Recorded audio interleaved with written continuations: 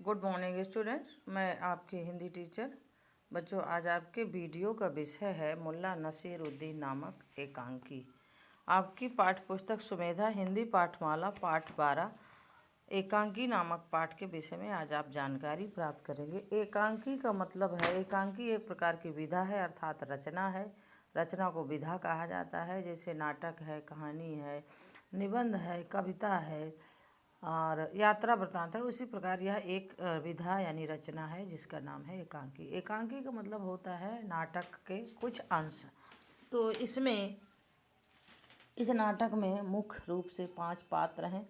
5 पात्र अर्थात जो इसमें नाटक में भाग लेने वाले जो कलाकार हैं वो 5 लोग हैं, जो अपने अपने पात्र को बहुत ही अच्छी प्रकार से इसमें अदा कर रहे हैं। जिस प्रकार फिल्मों में अपने कलाकार अपने रोल को बहुत ही अच्छे प्रकार से निभाता है, वैसे ही इसमें नाटक के जो पात्र हैं वो 5 लोग हैं।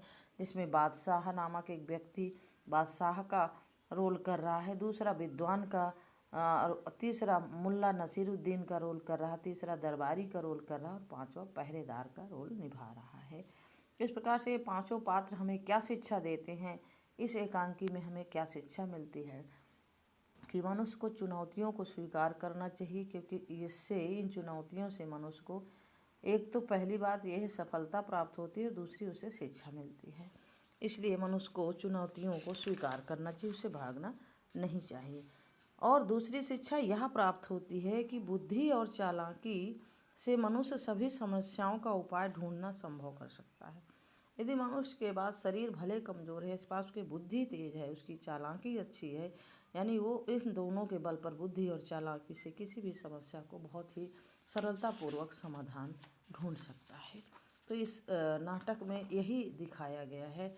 इसी को शिक्षा के रूप में हमें आपको इस जो है यह एकांकी को हम पढ़ेंगे।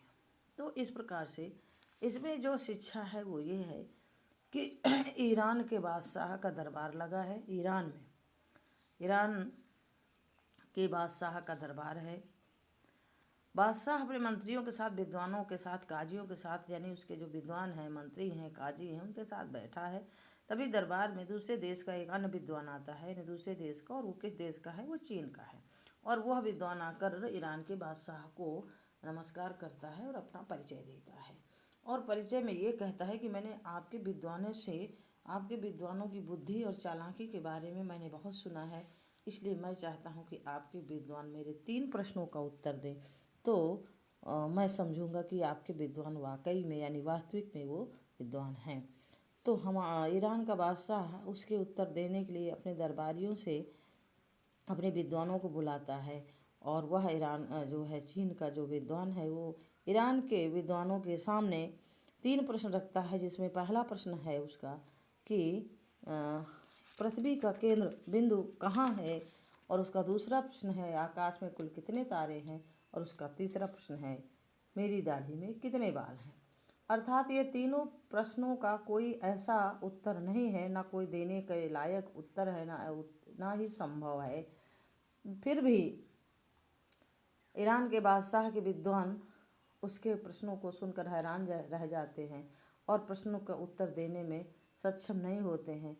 तब विद्वान कहता है कि बादशाह, क्या मेरे उत्तरों का सवाल आपके दरबार में नहीं मिलेगा, मुझे निराशा पूर्वक ही जाना पड़ेगा। तो बादशाह उसको संतुष्ट करते हुए कि नहीं नहीं, ऐसा नहीं होगा, आपके प्रश्नों का उत्तर मिलेगा।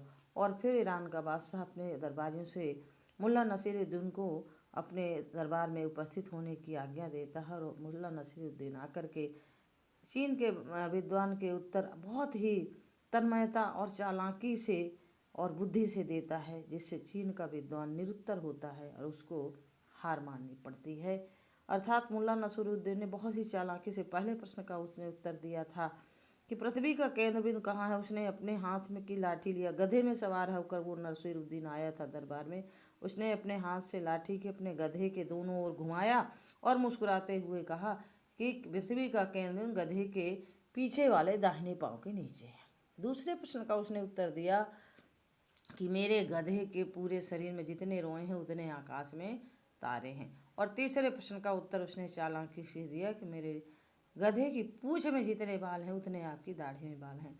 जिन तीनों प्रश्न का उत्तर के सुन करके चीन का विद्वान चकरा गया और आश्चर्य में पड़ गया, क्योंकि उसके पास भी उसका कोई उत्तर नहीं था कि उसके प्रश्न उत्तर को काट सके या नकार सके। और अंत में उसे ईरान के विद्वानों के सामने हार माननी पड़ी। और इस प्रकार से मुल्ला नसीरुद्दीन ने अपने बादशाह का मस्तक गर्व से ऊंचा किया। तो यही ये कहानी हमें शिक्षा देती है कि बुद्धि और चालाकी से मनुष्य सभी समस्याओं को समाधान कर सकता है। वो कभी बुद्धि से यदि व्यक्ति मजबूत है तो शारीरिक कमजोरी उसका कुछ भी बिगाड़ नहीं सकती। धन्यवाद बच्चों।